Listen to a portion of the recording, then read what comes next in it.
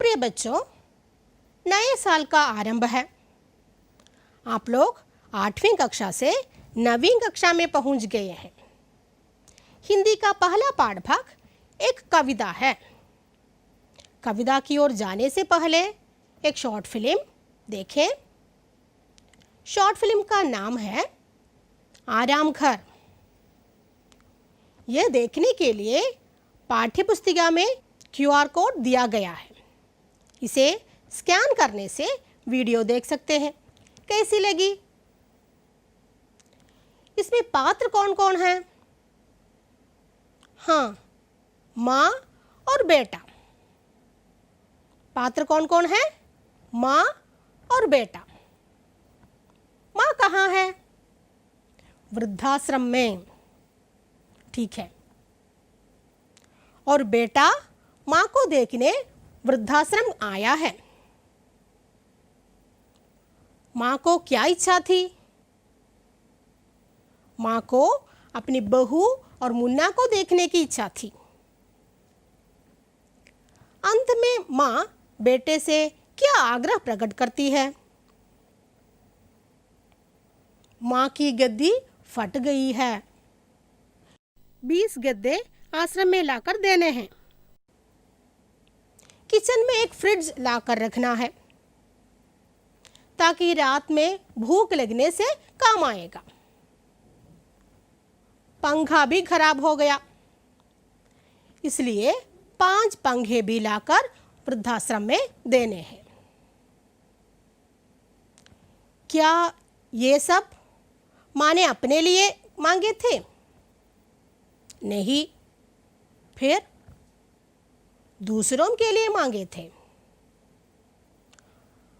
और बेटा जब बूढ़ा हो जाएगा, उस समय उसका पुत्र उसे वृद्धाश्रम पहुंचाएगा। तब बेटे की देखभाल करने के लिए माँ नहीं होगी। बेटे के लिए मांगे थे। यहाँ क्या मालूम होता है? माँ को अपने बेटे की चिंता सदैव रहती है। वे अपने बेटे को कितना प्यार करती हैं। यहाँ माँ की अवस्था किसकी ओर संकेत करती है? आज के समाज की ओर। आज समाज में वृद्धाश्रम की संख्या दिन ब दिन बढ़ती जा रही है। आज समाज में वृद्धाश्रम की संख्या दिन ब दिन बढ़ती जा रही है। आप हाइकू का नाम कहीं सुना है? ये मूल रूप से जापानी कविता है। हाइकू मूल रूप से जापानी कविता है। ऐसी कविता हमें तुरंत तीव्र अनुभूति प्रदान करती है। ऐसी कविता हमें तुरंत तीव्र अनुभूति प्रदान करती है। अब हम ये हाइकू देखें। मैया की आई वृद्धाश्रम से चिट्ठी, कैसे हो बेटा? मैया की आई वृद्धाश्रम से चिट्ठी, कैसे हो बेटा? मैया कौन है? हाँ, माँ। माँ की चिट्ठी आई कहाँ से? वृद्धाश्रम से। माँ की चिट्ठी आई कहाँ से? वृद्धाश्रम से। चिट्ठी किसको मिली थी? बेटे को। चिट्ठी किसको मिली थी? बेटे को। माँ बेटे से क्या जानना चाहती है? बेटे की हालत कैसी है? माँ बेटे से क्या जानना चाहती है? बेटे की हालत कैसी है? देखिए बच्चों, यहाँ माँ का अपने बेटों से संबंध कितना सशक्त है। माँ तो वृद्धाश्रम में है, लेकिन वहाँ रहकर भी माँ को अपने बेटे की चिंता है। यही तो माँ है। और बेटे कभी कभी जाने अनजाने माँ को समझने में असमर्थ रहते हैं। बेटे कभी कभी जाने अनजाने माँ को समझने में असमर्थ रहते हैं। अब हम जरा यह कविता पढ़ें। कविता का नाम है पुल बनी थी माँ। कविता का नाम है पुल बनी थी माँ। कवि का नाम है नरेंद्र पुंडरीक। कवि का नाम नरेंद्र पुंडरीक। देखिए कविता सुने। हम भाइयों के बीच पुल बनी थी माँ, जिसमें आए दिन दौड़ती रहती थी बेधड़क, बिना किसी हरी लाल बत्ती के हम लोगों की छुक छुक छक छक। पिता के बाद हम भाइयों के बीच पुल बनी थी माँ। अचानक नहीं टूटी, धीरे धीरे टूटती रही। हम देखते रहे और मानते रहे कि बूढ़ा रही है माँ। हम भाइयों के बीच पुल बनी थी माँ, जिसमें आए दिन दौड़ती रहती थी बेधड़क, बिना किसी हरी लाल बत्ती के हम लोगों की छुक छुक छक छक। पिता के बाद हम भाइयों के बीच पुल बनी थी माँ। अचानक नहीं टूटी, धीरे धीरे टूटती रही। हम देखते रहे और मानते रहे कि बूढ़ा रही है माँ। कविता के शीर्षक की ओर ध्यान दें। कविता का शीर्षक क्या है? पुल बनी थी माँ। पुल बनी थी माँ। माँ को यहाँ पुल कहा गया है। माँ को यहाँ पुल कहा गया है। पुल माने क्या है? पुल माने क्या है? देखिए, पुल दो किनारों को आपस में जोड़ता है। पुल दो किनारों को आपस में जोड़ता है। माँ को यहाँ पुल क्यों कहा होगा?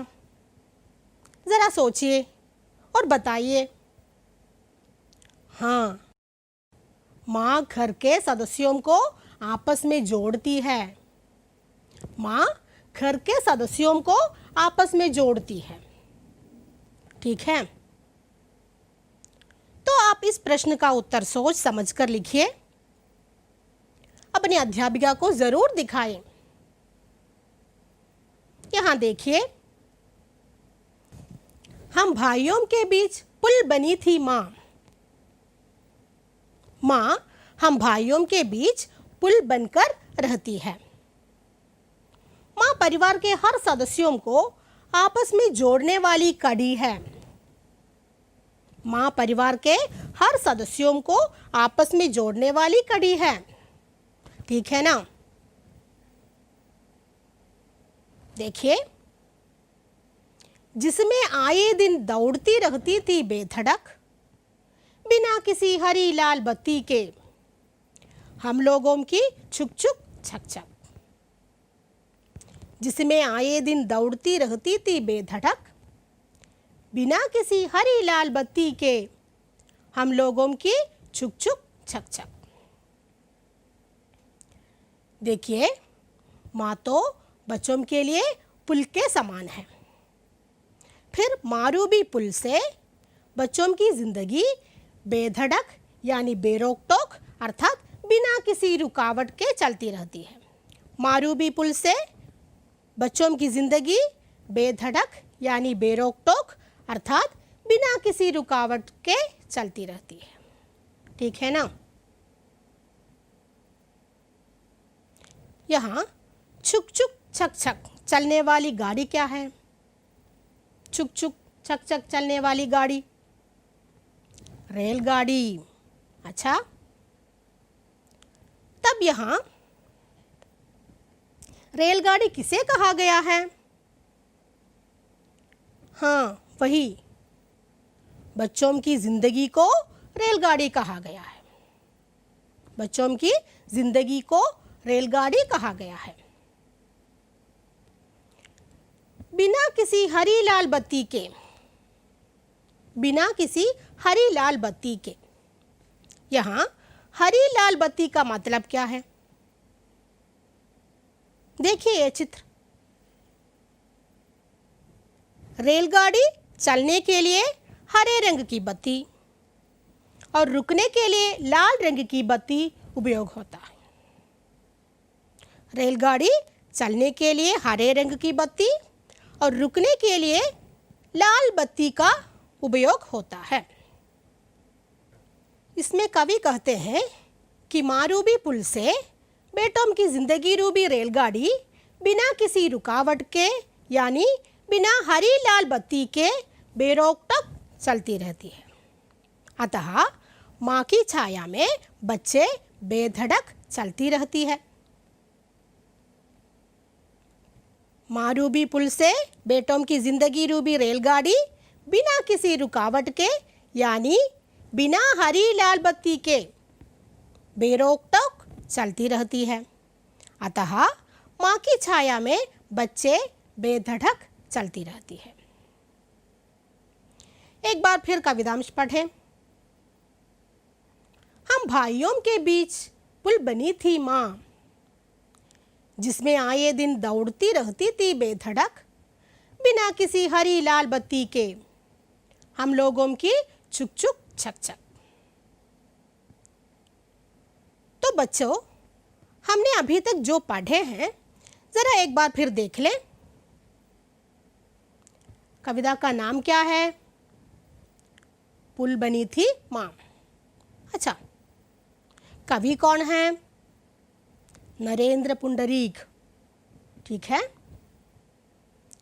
इस कविता में हम किसका सूचक है? इस कविता में हम किसका सूचक है?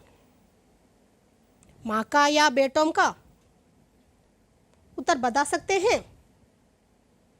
हाँ, बिल्कुल ठीक, बेटों का सूचक। यहाँ हम बेटों का सूचक है। तो बेटे के लिए माँ क्या बनी थी? पुल। तो यहाँ माँ को पुल क्यों कहा गया है? बेटों की जीवन रूपी गाड़ी माँ रूपी पुल से चलती रहती थी। बेटों की जीवन रूपी गाड़ी माँ रूपी पुल से चलती रहती थी। वो भी कैसे चलती रहती थी? बेधड़क माने बेरोक टोक अर्थात बिना किसी रुकावट के। बेधड़क माने बेरोक टोक अर्थात बिना किसी रुकावट के। यहाँ चुक चुक चलने वाली रेलगाड़ी का संबंध किससे है? बता सकते हो क्या? यहाँ चुक चुक चलने वाली रेलगाड़ी का संबंध किससे है?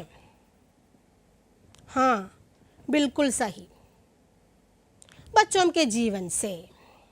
बच्चों के जीवन से। अब इन 6 पंक्तियों का आशय जोड़कर लिखें। अपनी अध्यापिका को दिखाएं। अब अगली 8 पंक्तियां देख लें। देखिए, पिता के बाद हम भाइयों के बीच पुल बनी थी माँ, अचानक नहीं टूटी, धीरे धीरे टूटती रही। हम देखते रहें और मानते रहें कि बूढ़ा रही है माँ। विदा के बाद हम भाइयों के बीच पुल बनी थी माँ। अचानक नहीं टूटी, धीरे धीरे टूटती रही। हम देखते रहे और मानते रहे कि बूढ़ा रही है माँ। पिता के चल बसने के बाद भी भाइयों के बीच माँ पुल बनी रही। माँ धीरे धीरे टूटने लगी। पिता के चल बसने के बाद भी भाइयों के बीच माँ पुल बनी रही। माँ धीरे धीरे टूटने लगी। धीरे धीरे टूटती रही से आपने क्या समझा? धीरे धीरे टूटती रही। किसी का टूटना क्या होता है? टूटना क्या होता है? दुर्बल होना। टूटना दुर्बल होना। माँ का टूटना क्या होगा? माँ कमजोर होने लगी, दुर्बल होने लगी। माँ कमजोर होने लगी, दुर्बल होने लगी। माँ के टूटने को उसकी मानसिक स्थिति से क्या कोई संबंध है? माँ के टूटने को उसकी मानसिक स्थिति से क्या कोई संबंध है? हाँ, मानसिक रूप से वो धीरे धीरे कमजोर होती गई। शरीर पर बुढ़ापे का असर दिखने लगा। मानसिक रूप से वह धीरे धीरे कमजोर होती गई। शरीर पर बुढ़ापे का असर दिखने लगा। हम देखते रहे और मानते रहे कि बूढ़ा रही है माँ। हम देखते रहे और मानते रहे कि बूढ़ा रही है माँ। बूढ़ा रही है माँ, इसका आशय क्या है? बूढ़ा रही है माँ। देखिए, माँ मानसिक और शारीरिक रूप से कमजोर होती गई। इसका मतलब क्या है? हाँ, उनका शरीर दुर्बल होने लगा। हमें मालूम होने लगा कि माँ बूढ़ा होने लगी है। उनका शरीर दुर्बल होने लगा। हमें मालूम होने लगा कि माँ बूढ़ा होने लगी है। बेटों के लिए माँ ही एकमात्र आश्रय थी। इन पंक्तियों से हमें यह पता चलता है। इन पंक्तियों से हमें यह पता चलता है। हाँ, वही है। पिता के बाद हम भाइयों के बीच पुल बनी थी माँ। पिता के बाद हम भाइयों के बीच पुल बनी थी माँ। माँ के धीरे धीरे टूटने को बेटे क्या समझने लगे? माँ के धीरे धीरे टूटने को बेटे क्या समझने लगे? बूढ़ा रही है माँ। क्या समझने लगे? बूढ़ा रही है माँ। यहाँ बच्चों अब बता सकते हैं कि माँ के टूटने का वास्तविक कारण क्या होगा? यहाँ बच्चों अब बता सकते हैं कि माँ के टूटने का वास्तविक कारण क्या होगा? बेटों का सहयोग पूरी तरह न मिलना। बेटों का सहयोग पूरी तरह न मिलना। देखिए, यहाँ बेटे स्वयं का उड़ते हैं। हम देखते रहें। इसका मतलब क्या है? हम देखते रहें। इसका मतलब क्या है? अब बेटे पश्चाताप विवश है। अब बेटे पश्चाताप विवश है। बेटों के पश्चाताप का कारण क्या होगा? क्योंकि वे मानते रहे कि बुढ़ापे के कारण ही माँ टूटती रहती है। क्योंकि वे मानते रहे कि बुढ़ापे के कारण ही माँ टूटती रहती है। अब आप लोग इन 8 पंक्तियों का आशय पूरा लिखें। कहीं कोई शंका हो तो अपनी अध्यापिका से पूछें। पूरा करके उन्हें दिखाना न भूलें। बच्चों, एक बार फिर कविता का आलापन करें। हम भाइयों के बीच पुल बनी थी माँ, जिसमें आए दिन दौड़ती रहती थी बेधड़क, बिना किसी हरी लाल बत्ती के हम लोगों की छुक छुक छक छक। पिता के बाद हम भाइयों के बीच पुल बनी थी माँ, अचानक नहीं टूटी, धीरे धीरे टूटती रही। हम देखते रहे और मानते रहे कि बूढ़ा रही है माँ। अब हम इन पंक्तियों के आशय जोड़कर लिखें। अब जरा कोशिश कीजिए, पूरा लिख दिया तो अपने अध्यापिका को दिखाना ना भूलें। इधर एक नमूना देखें। कविता का आशय, माँ भाइयों के बीच पुल बनी थी। पुल दो किनारों को आपस में जोड़ता है। माँ परिवार के हर सदस्य को आपस में जोड़ने वाली कड़ी रही। इस माँ रूबी पुल से बच्चों की जिंदगी रूबी रेलगाड़ी बेरोक टोक चलती रही। पिता के चल बसने के बाद भी भाइयों के बीच माँ पुल बनी रही। माँ धीरे धीरे टूटने लगी, यानी मानसिक रूप से वह धीरे धीरे कमज़ोर होती गई। उसके शरीर पर बुढ़ापे का असर दिखने लगा। वह शारीरिक रूप से भी कमज़ोर होने लगी थी। बच्चों, कविता कैसी रही?